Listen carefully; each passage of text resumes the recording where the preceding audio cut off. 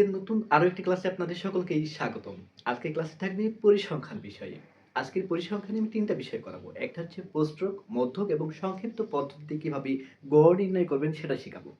আমাদের বোর্ডে একটি অঙ্ক দেখতে পাচ্ছেন। বোর্ডের অঙ্কটি বলছে যে দশম শ্রেণীর ৬০ জন শিক্ষার্থীর ওজনের গণসংখ্যা সারণী দেওয়া আছে। বলছে দশম শ্রেণীর ৬০ জন শিক্ষার্থীর গণসংখ্যা সারণী দেওয়া আছে, যেটা হচ্ছে ওজনের।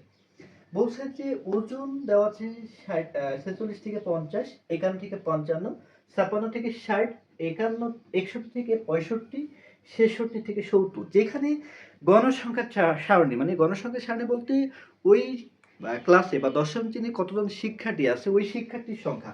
মানে গণসংখ্যা হচ্ছে ৫ জনের ওজন হচ্ছে এত কেজি, ১০ জনের ওজন হচ্ছে এত থেকে এত কেজি, ২০ জনের ওজন হচ্ছে এত থেকে এত কেজি, ১৫ জনের ওজন হচ্ছে এত থেকে এত কেজি এবং ১০ জনের ওজন হচ্ছে ৬৬ থেকে ৭০ কেজি।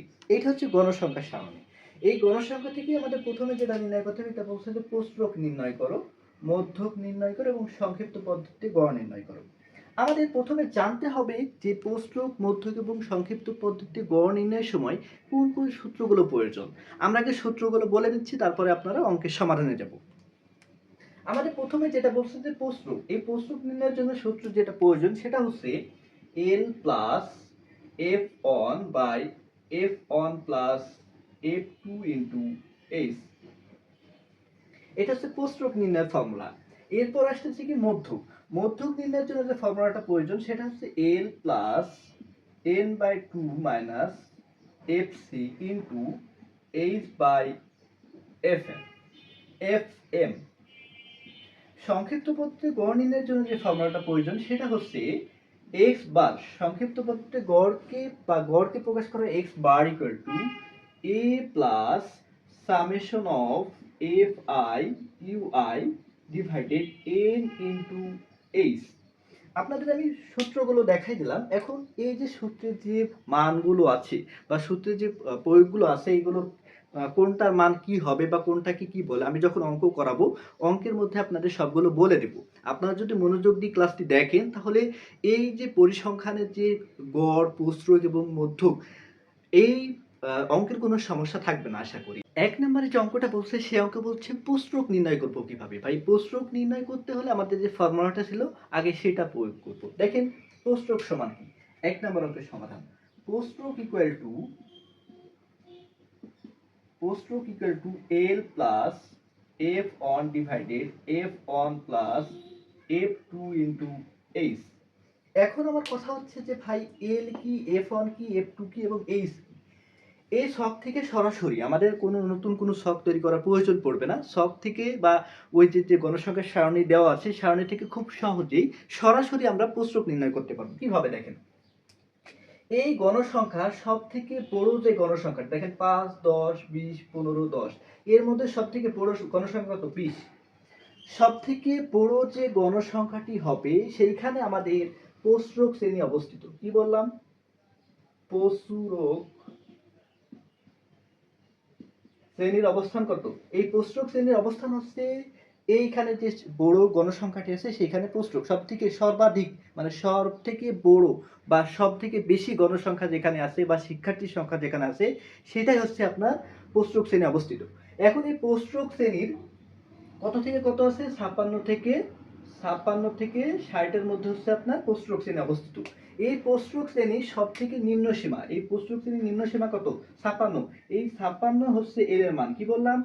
আপনার যেখানে প্রস্রক শ্রেণী অবস্থিত সেই প্রস্রক শ্রেণীর নিম্ন সীমা কি হচ্ছে এল এর মান। তার মানে কি এল হচ্ছে প্রস্রক শ্রেণীর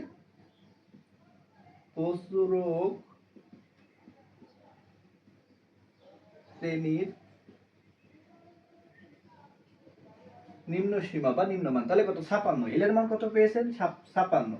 এই যে ৫৬ লিখে নিয়েছি। এবার আসেন F1।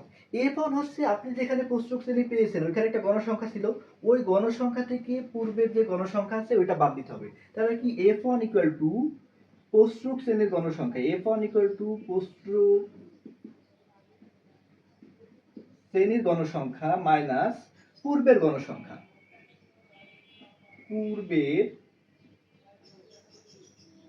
গণসংখ্যা। তাহলে দেখেন প্রস্রক শ্রেণীর গণসংখ্যা কত? ২০। তাহলে ২০ লিখলাম, ২০ মাইনাস পূর্বের গণসংখ্যা কত? ১০। এই যে 10 বিয়োগ করেন কত হবে 10। তাহলে f1 কত পেয়েছেন 10, f1 পেয়েছেন 10, f1 10 প্লাস f2 কিভাবে নির্ণয় করবেন ভাইয়া? f2 হচ্ছে যে আপনার যে প্রস্ত্রক শ্রেণী আছে এই প্রস্ত্রক শ্রেণীর পরের গণসংখ্যা বিয়োগ করতে হবে। তাহলে f2 ইকুয়াল টু কি? প্রস্ত্রক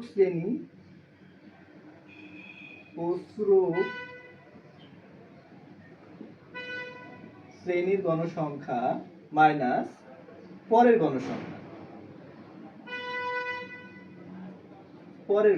প্রস্তুত শ্রেণীর গণসংখ্যা কত 20, পরের গণসংখ্যা কত 15 বিয়োগ করলে কত হবে 5। তাহলে f2 কত পেয়েছেন 5। এখন ভাই এইচ কত? এইচ গণনার জন্য দেখেন আপনাদের একটা শ্রেণী ব্যবধান বা ওই যে ওজনের যে ডিফারেন্স দেওয়া আছে 46 থেকে 50, 51 থেকে 55, 56 থেকে 60, এই একটা ডিফারেন্স বা ব্যবধান দেওয়া আছে না, এইখানে আপনার ব্যবধানটা যদি ক্যালকুলেটরের সাহায্যে বের করতে যান, আপনি যদি 46 থেকে 50 বাদ দেন তাহলে 4 আসবে, কিন্তু আপনার 4 হবে না। সেক্ষেত্রে কি করবেন? এই শ্রেণী ব্যবধান নির্ণয় করার জন্য আপনি আঙ্গুল গুনবেন। আঙ্গুল গুনলে আপনার শ্রেণী ব্যবধানটা বের করা সহজ হবে। দেখেন বলছে যে 46, 47, 48, 49, 50। দেখেন 46 থেকে গোনা শুরু করেন। এটা হচ্ছে আপনার 46, এটা 47, এটা 48, এটা 49, এটা 50। তাহলে কত হয়েছে 5। তাহলে শ্রেণী ব্যবধান কত হয়েছে আপনার 5 ইনটু 5। এবার ক্যালকুলেশন করেন। 56 প্লাস 10 বাই 15, 5 আর 10 যোগ করলে 15 ইনটু 5। দেখেন এইটা 5 কে ভাগ করা যায়, তাহলে 5 দিয়ে 15 কে ভাগ করলে 3, তাহলে কত হলো 56 প্লাস 10 ভাগ 3। 10 কে যদি আপনি 3 দিয়ে ভাগ করেন তাহলে হবে হচ্ছে 3.33। তাহলে কত হয়েছে 56 প্লাস 3.33। তো যোগ করেন 56 3 হচ্ছে 59, 59 দশমিক পরে দশমিক কত হচ্ছে 33। এটাই হচ্ছে আপনার প্রস্ত্রক। তাহলে কি খুব সহজে আপনি এইখানে যদি আপনি এই প্রস্ত্রক শ্রেণীর ফর্মুলাটা জানেন, প্রস্ত্রক নির্ণয়ের ফর্মুলাটা বুঝেন, তাহলে আপনি খুব সহজে যে কোনো অঙ্কের যে কোনো একটি পর্যায় সারণী যদি দেওয়া থাকে ওই পর্যায় সারণী থেকে খুব সহজেই প্রস্ত্রক হয়। ভাইয়া মধ্যক নির্ণয়ের জন্য আপনার যে পর্যায় সারণী দেওয়া আছে এই সারণীর সাথে আরেকটা জিনিসের প্রয়োজন হবে, সেটা হচ্ছে ক্রমযোজিত গণসংখ্যা। কি বললাম? ক্রমযোজিত গণসংখ্যা। তার মানে আপনার যে পর্যায় সারণী দেওয়া আছে কি ওজন আর গণসংখ্যা, এই ওজন আর গণসংখ্যার সাথে নতুন আরেকটি জিনিসের প্রয়োজন, সেটা হচ্ছে ক্রমযোজিত গণসংখ্যার দরকার। তাহলে দেখেন আপনাকে এই মধ্যক নির্ণয়ের জন্য যে সব প্রয়োজন তার ওজন এবং গণসংখ্যার যে সারণী এটা দেওয়া আছে, প্রশ্নে দেওয়া আছে। এখন আপনার নতুনভাবে যেটা করতে হবে সেটা হচ্ছে ক্রমযোজিত গণসংখ্যা। দেখেন আপনাকে আপনার যে ওজন কিলোগ্রামে দেওয়া হচ্ছে, গণসংখ্যাও দেওয়া ছিল প্রশ্নে। এখন ক্রমযোজিত গণসংখ্যা কিভাবে বের করবেন? ক্রমযোজিত গণসংখ্যা বের করার জন্য ভাইয়া কি করতে হবে? আপনার যে গণসংখ্যা প্রথমে যেটা দেওয়া আছে সেটা লিখতে হবে। প্রথমে গণসংখ্যা কত 5, তাহলে 5 লেখা শেষ। এবার কি করব? এবার হচ্ছে এই যে পরের যে গণসংখ্যা আছে আর এই ক্রমযোজিত গণসংখ্যা আর যোগ করব। তাহলে আগের যে গণসংখ্যা পরের গণসংখ্যা আর ক্রমযোজিত গণসংখ্যা আড়াআড়ি যোগ করব। যোগ করলে কত 5 আর 10 15। ঠিক একইভাবে আবার পরেরটা আড়াআড়ি যোগ করেন, কত 20 আর 15 কত 35। ঠিক একইভাবে আবার আড়াআড়ি গুণ করেন, দেখেন কত 15 আর 35 কত 15 আর 35 হচ্ছে 50। এরপরে কত 10, তাহলে 50 আর 10 যোগ করেন, 50 আর 10 যোগ করলে কত 60। তার মানে দাঁড়ালো যে আপনি ক্রমযোজিত গণসংখ্যা শুধু একটু জিনিস খেয়াল করেন, আপনার প্রথমে যে ক্রমযোজিত গণসংখ্যা ছিল সেটা লিখেছেন, লেখার পরে পরবর্তী ক্রমযোজিত গণসংখ্যা বের করার জন্য ওই যে যে গণসংখ্যা বের করেছেন সেটার সাথে এইটা আড়াআড়ি যোগ করেন, এইটা আর এটা যোগ করলে 5 আর 10 15। আবার ঠিক একইভাবে আড়াআড়ি যোগ করেন, 15 আর 20 35। তাহলে পরেরটা আড়াআড়ি যোগ করেন, 35 আর 15 50, 50 আর 10 60। এই হচ্ছে আপনার ক্রমযোজিত গণসংখ্যা। আর এইখানে আপনার মোট গণসংখ্যা কত? মোট গণসংখ্যা হচ্ছে আপনাকে বলে দিয়েছে 60 জন শিক্ষার্থী, তাহলে মোট গণসংখ্যা কত 60। এখন আপনি এখানে একটু খেয়াল করেন যে আপনার যে গণসংখ্যা যে n এর মান, এই n এর মানটা জোড় না বিজোড়? জোড় সংখ্যা যেহেতু এই জন্য এটাকে n/2 করে নিব। কি করব? n/2 তম পদ করে নিব। এই n/2 তম পদেই আপনার মধ্যক শ্রেণী অবস্থিত। কি বললাম? n/2 করার পর যে মান পাবো সেই তম পদে হচ্ছে মধ্যক শ্রেণী অবস্থিত। তাহলে n এর মান 60 ভাগ 2 ইকুয়াল টু কত 30। এই 30তম পদেই আপনার মধ্যক শ্রেণী অবস্থিত। এখন আপনি এইখানে দেখবেন কিভাবে মধ্যক শ্রেণী 30তম পদে অবস্থিত সেটা আমরা এখন দেখাবো। আর এইটা বের করার জন্য বা এটা দেখানোর জন্য আপনার এই ক্রমযোজিত গণসংখ্যার প্রয়োজন। বোঝা গেছে কি ক্রমযোজিত গণসংখ্যা কেন প্রয়োজন ছিল? এই জন্য এখন দেখবো যে 30তম পদ কোথায় অবস্থিত। দেখেন ভাইয়া 5 এর মধ্যে তো আর 30 নাই, এইখানে শুধু আছে কি 1 থেকে 5 পর্যন্ত আছে। এখানে কত আছে 5 থেকে 15 পর্যন্ত আছে। 5 থেকে 15 মানে 5 থেকে মানে 6 থেকে শুরু হয়েছে, 6 থেকে 15 পর্যন্ত এর মধ্যে আছে। এবার দেখেন এখানে 16 থেকে শুরু হয়েছে, 16 থেকে 35 পর্যন্ত আছে। 16 থেকে 35, এই 35 এর মধ্যেই তো 30 অবস্থিত। কারণ কি 1 2 করে গুনতে থাকেন, দেখেন ওই 30 আসবে। 30 কোথায় অবস্থিত? তাহলে এই হচ্ছে আপনার এই 35 এর মধ্যে 30 অবস্থিত। তার মানে আমি বললাম যে আপনার যে 30 যেখানে অবস্থিত সেইখানে তো আপনার মধ্যক শ্রেণী অবস্থিত। তার মানে আপনার এই 56 থেকে 60 এর মধ্যে মধ্যক শ্রেণী অবস্থিত। 56 থেকে 60 এর মধ্যে মধ্যক শ্রেণী অবস্থিত। তাহলে আমরা এখানে লিখব যে 30তম পদে অর্থাৎ 56 থেকে 60 এর মধ্যে মধ্যক শ্রেণী অবস্থিত। এর মধ্যে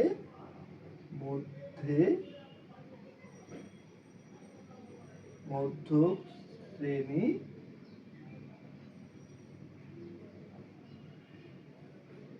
অবস্থিত। এখন মধ্যক শ্রেণী পেয়েছি। এখন আপনাদের সূত্রটা কি ছিল মধ্যক নির্ণয়ের? মধ্যক নির্ণয়ের সূত্র ছিল হচ্ছে L plus n/2 minus fc into h/fn। তার মানে আপনার দেখেন এখানে আপনার n এর মান পেয়েছেন, l এর মান কোনটা? l এর মান হচ্ছে যে আমি আগেই বলেছিলাম যে আপনি যেখানে মধ্যক শ্রেণী পেয়েছেন ওই মধ্যক শ্রেণীর নিম্ন সীমা। l এর মান কি ভাইয়া? মধ্যক যেখানে অবস্থিত মানে মধ্যক শ্রেণী যেখানে অবস্থিত ওই মধ্যক শ্রেণীর নিম্ন সীমা। মধ্যক শ্রেণী অবস্থিত কোথায় বললেন?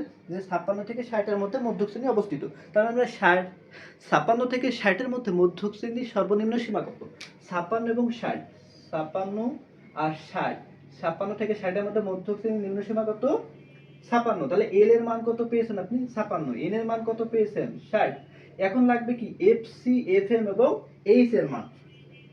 ভাইয়া এফসি, এফএম এবং এইচ কিভাবে বের করবেন? এফসি আমি যেটা বলি যে আপনার এইখানে যে মধ্যক শ্রেণী যেখানে অবস্থিত এই মধ্যক শ্রেণীর একটি গণসংখ্যা আছে। এই মধ্যক শ্রেণীর যে গণসংখ্যা এই মধ্যক শ্রেণীর গণসংখ্যাকে বলা হচ্ছে এফ এম। মধ্যক শ্রেণীর গণসংখ্যা হচ্ছে এফ এম। এফ এম পেয়েছেন, এখন লাগবে কি এফসি। এফসি হচ্ছে মধ্যক শ্রেণী যেখানে অবস্থিত সেইখানে কি একটা ক্রমজোড়িত গণসংখ্যা আছে। এই ক্রমজোড়িত গণসংখ্যার পূর্বের সংখ্যা হচ্ছে এফসি। কি বললাম? মধ্যক শ্রেণী যেখানে অবস্থিত এই মধ্যক শ্রেণীর যে একটা ক্রমজোড়িত গণসংখ্যা আছে এই গণসংখ্যার পূর্বের সংখ্যা হচ্ছে এফসি। তার মানে আপনি পেয়েছেন কি?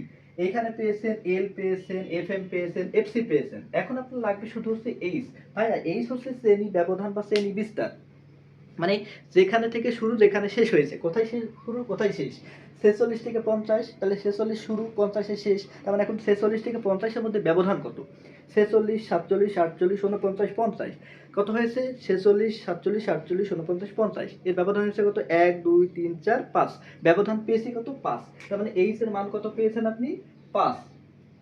এইচ এর মান কত পেয়েছেন? 5। তাহলে ভাইয়া এল এর মান পেয়েছেন, এন এর মান পেয়েছেন, এফ এর মান পেয়েছেন, এইচ এর মান পেয়েছেন, এফ এম এর মান পেয়েছেন। এখন তো শুধু মান বসালেই সমাধান হয়ে যায়। তাহলে এখন দেখব মান বসিয়ে মধ্য পেয়েছি, এল এর মান পেয়েছি একটা, এল এর নির্দিষ্ট মান পেয়েছি, এন এর মান পেয়েছি, এফ এম এর মান পেয়েছি, এফ সি এইচ সবার মান পেয়েছি। এখন সূত্র প্রয়োগ করব। তাহলে মধ্যক সমান আমরা কি জানি? মধ্যক ইকুয়াল টু আমরা জানি L plus n/2 minus fc into h/fm। তাহলে দেখেন তো আপনি এইখানে সবার মান পেয়েছেন। এল এর মান কত পেয়েছেন? 56। মান বসান এখানে 56 প্লাস এন এর মান কত? 60, মোট গণসংখ্যা ভাগ 2 মাইনাস fc এর মান কত পেয়েছেন? 15। তাহলে 15 ইনটু এইচ শ্রেণী বিস্তার কত ছিল? 5 ভাগ fm, fm কত? 20। এবার ক্যালকুলেশন করেন। 56 যোগ 60 কে 2 দিয়ে ভাগ করলে হয় 30 মাইনাস 15 ইনটু 5, 20 কে যদি 5 দিয়ে ভাগ করেন কত হয়? 4। তাহলে 1/4 ইকুয়াল টু 56 প্লাস 30 এর মধ্যে 15 বাদ দিলে 15 ইনটু 1/4। তাহলে যদি আপনি 15 কে 4 দিয়ে ভাগ করেন, 15 কে 4 দিয়ে ভাগ যদি করেন তাহলে কত হয়? আপনি একটু ক্যালকুলেটর ইউজ করতে পারেন। তাহলে 15 ভাগ 56 প্লাস 15কে 56 ভাগ করলে 3.96 সামথিং আসে আর কি। তাহলে কত হবে দেখেন, এখানে কত আছে 3, 56 সাথে 3 যদি যোগ করেন কত হয় 59, তাহলে 59 এর পর দশমিক কত 96, তাহলে 59.96, এইটাই হচ্ছে আপনার মধ্যক। তাহলে খুব সহজেই মধ্যক নির্ণয় শেষ হয়েছে। এবার করবো আমরা কি সংক্ষিপ্ত পদ্ধতিতে গড় নির্ণয়। আমাদের যে ছক দেওয়া আছে এই হচ্ছে আপনার ছক, এই ছক থেকেই যখন আমরা গড় নির্ণয় করব, এই গড় নির্ণয়ের জন্য আপনাদের 5টা কলামের প্রয়োজন হবে। 3 নাম্বার অঙ্কে কি বলছে? 3 নাম্বার অঙ্কে বলছিল যে সংক্ষিপ্ত পদ্ধতিতে গড় নির্ণয় করো, সংক্ষিপ্ত পদ্ধতিতে গড় নির্ণয় করো। এখন সংক্ষিপ্ত পদ্ধতিতে গড় নির্ণয়ের জন্য আমাদের যে ছকে 2টা মান দেওয়া আছে, একটা ওজন আর একটা গণসংখ্যা, এই 2টা মান বাদেও আরো 3টা মানের প্রয়োজন। কি কি দেখেন, ওজন আর গণসংখ্যা আপনাদের পর্যায় সারণীতে দেওয়া আছে, আপনার যে ছক ছিল সেই ছকে দেওয়া আছে। এরপরে কি লাগবে, মধ্যমান, ধাপ বিস্তৃতি এবং FIUI। মধ্যমান, এখন আপনাকে দেখেন আপনার এখানে মধ্যমান, এই মধ্যমানকে প্রকাশ করা হয়েছে XI দ্বারা, মধ্যমানকে প্রকাশ করা হয় কি দ্বারা, FI দ্বারা, এবং ধাপ বিস্তৃতি প্রকাশ করা হয়েছে UI দ্বারা, আর গণসংখ্যাকে প্রকাশ করা হয়েছে FI দ্বারা।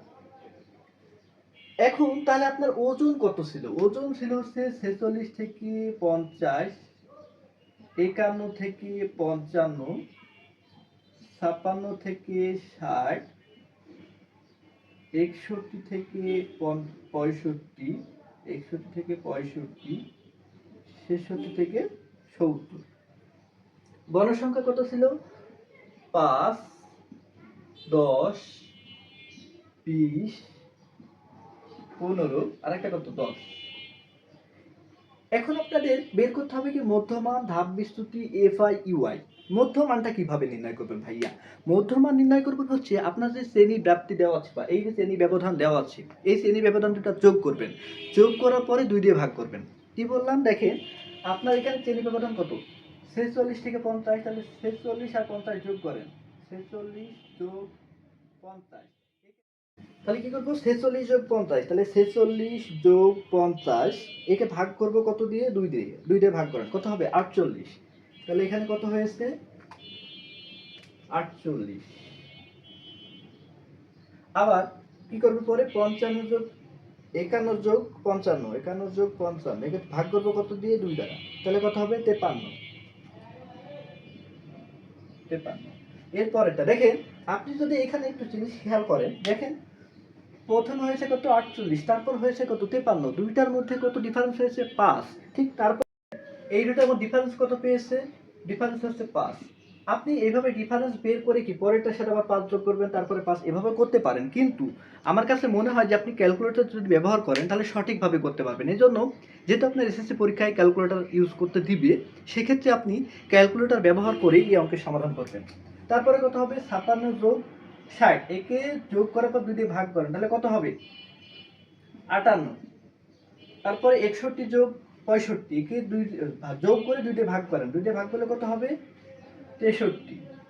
এরপরে কত 66, তাহলে 66 যোগ 70 ভাগ 2, তাহলে ভাগ করলে কত হবে দেখেন, ভাগ করলে আপনার আসবে হচ্ছে 68, কত আসবে 68। দেখেন মধ্যমান বের করা শেষ। এবার কি করব, ধাপ বিস্তৃতি। ধাপ বিস্তৃতি কিভাবে বের করব ভাইয়া? ধাপ বিস্তৃতি বের করার সময় আপনারা এই গণসংখ্যার দিকে খেয়াল করবেন। এই গণসংখ্যার সবথেকে সর্বাধিক বার গণসংখ্যা যেটা বা সবথেকে বড় যে গণসংখ্যা, এই গণসংখ্যার ধাপ বিস্তৃতির মান 0 ধরবো, কত হবে 0। 0 নেওয়ার পরে আপনি উপরের দিকে নেবেন মাইনাস, তার মানে -1 -2, আর নিচে আসবে হচ্ছে +1 +2। যদি আরো থাকতো, উপরে যদি আরো থাকতো তাহলে হচ্ছে -3 -4, নিচে থাকলে তো +3 +4, এভাবে বাড়তে থাকবে, যখন নিচে হবে প্লাস উপরে হলে মাইনাস। এবার আসবেন এইখানে, আপনি খেয়াল করেন এইখানের যে গণসংখ্যা পেয়েছেন, এই গণসংখ্যার এইখানে একটা মধ্যমান পেয়েছেন, এই মধ্যমানটার মান হচ্ছে এ, এই মধ্যমানকে কি ধরবো, এ ধরবো। এই মধ্যমানের মান ধরেছি হচ্ছে, মধ্যমানকে এ ধরেছি। এখন আপনার এই মধ্যমান বা গণসংখ্যার যে মধ্যমান আছে, এইখানে আপনার একটা শ্রেণী ব্যবধান আছে বা শ্রেণী বিস্তার আছে কত 56 থেকে 60। এই 56 থেকে 60 এর সর্বনিম্ন যে শ্রেণী ব্যবধান বা মান আছে, নিম্ন মান আছে, এই মানটাকে ধরবো হচ্ছে এল।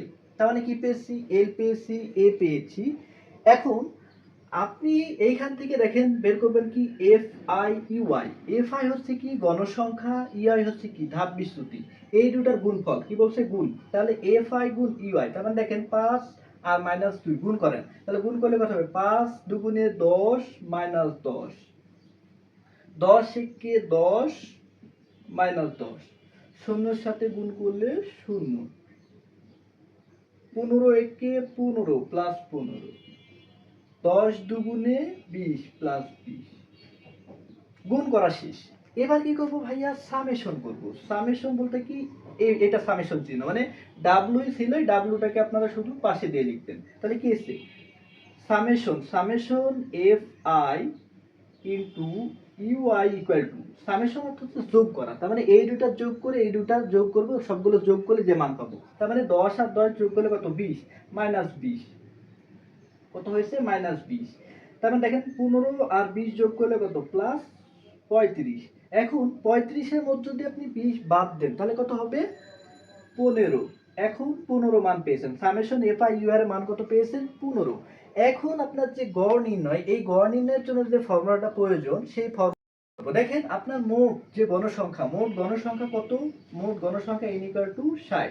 তার মানে দেখেন আপনি n পেয়েছেন, l পেয়েছেন, a পেয়েছেন, এফ আই ইউ আই পেয়েছেন। এখন সংক্ষিপ্ত পদ্ধতিতে গড় নির্ণয়ের ফর্মুলা হচ্ছে গড় x bar equal to a plus summation of f i into u i divided n into H.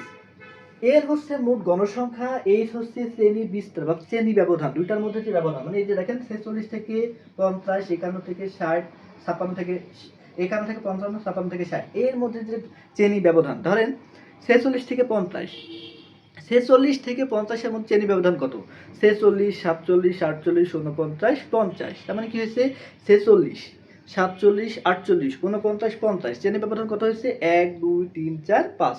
এইটা হচ্ছে আপনার এইচ এর মান। তাহলে আপনি মান বসান, আপনি দেখেন এর মান কত পেয়েছেন এখানে 58, এর মান কত পেয়েছেন 58 প্লাস সামেশন এফ আই এর মান কত পেয়েছেন 15, তাহলে 15 ডিভাইডেড n এর মান কত পেয়েছেন 60 ইনটু এইচ এর মান কত পেয়েছেন 5। এবার মান বসান, তাহলে 58 প্লাস আপনি যদি 5 দিয়ে 60 কে ভাগ করেন তাহলে কত হবে 5 12 60, তাহলে 15 ভাগ 12।